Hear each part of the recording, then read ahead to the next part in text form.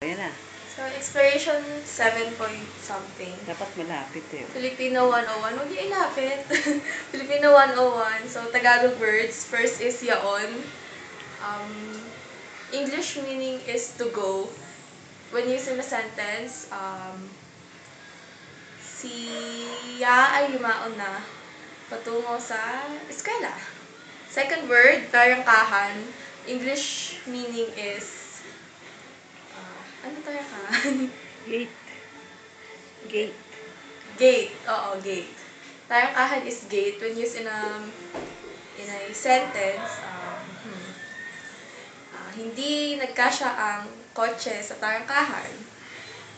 Third word is buslo. The English meaning is basket or bag.